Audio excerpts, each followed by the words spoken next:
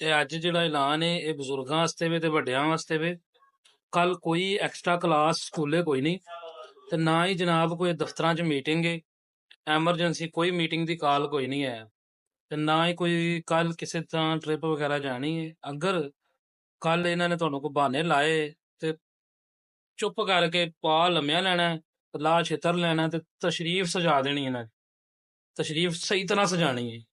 ਵੱਡੇ ਆਏ ਆਸ਼ਕ ਹੈ, ਚੰਗਾ ਹੀ ਨਾ ਬਗੈਰਤੀ ਫੈਲਾਈ ਹਰ ਸਾਲ ਕੰਮ ਚੁੱਕ ਕੇ ਰੱਖਿਆ। ਛਿੱਤਰ ਪਲੇਟ ਕਰੋ ਜ਼ਰਾ, ਤਸ਼ਰੀਫ ਸੁਜੀ ਰੇ ਕੋ ਹਫਤਾ ਜਿਹੜਾ ਨਾ ਸਗੋਂ ਸਕੂਲੋਂ ਛੁੱਟੀਆਂ ਕਰਨੀਆਂ ਪੈਣੀਆਂ। ਜਿੱਥੇ ਜਿੱਥੇ ਜਾਣਾ ਨਾ ਉਹਦੇ ਛੁੱਟੀਆਂ ਕਰਨੀਆਂ ਪੈਣ। ਕਰ ਲੈਣੇ ਆ ਤੁਹਾਡਾ ਇਲਾਜ ਵੱਡੇ ਆਸ਼ਕਾਂ ਦੀ ਤਰ੍ਹਾਂ।